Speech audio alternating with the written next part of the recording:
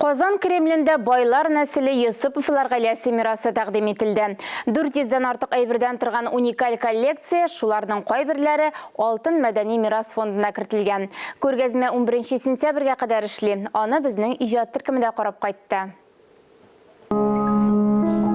Юсуповлар бакчасындагы шык изеннән дворяннар нәселе күргәзмәсе шундый исемдәге музыкаль композиция белән ачылды. Экспозиция 451-дән тора. Анда сирәк очрый торган китаплар, графика, фотосурәтләр, башка материаллар куелган. Иң мөһим экспонатларның берсе князь Юсуповлар гербы. Кайчандыр ул бер бинага керү урынына куелган булган. Герб металл өслеккә майлы буяу белән ясалган. Некая ментальная телепортация. Казан Кремль территориясендә Сөембикә патша кыю һәм көчле хакимлек иткән чорда Юсуповларның да көче нык була. Бу күргәзмә проектының төп темасы шушы көчне чагылдыра.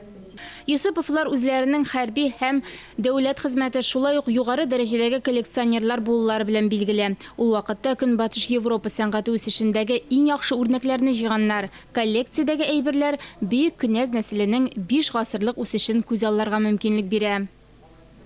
Патшабикә өчен заказ белән кайтарылган яшел ефәк, келәмнәр, пәрдә, картиналар, буларның барысы да Юсуповлар йортында булган.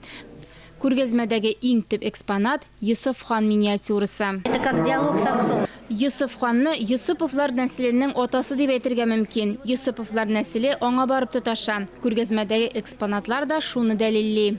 Юсуповлар нәселе өзелми. Әлфия Рәхмәтуллина князь хатыны белән очрашуны искә төшерде.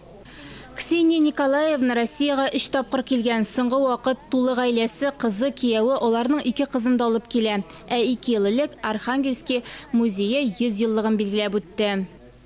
Манеждагы күргәзмә 11 сентябрьгә кадәр дәвам итә. Ания Гыйбадуллина, Татарстан яңалыклары.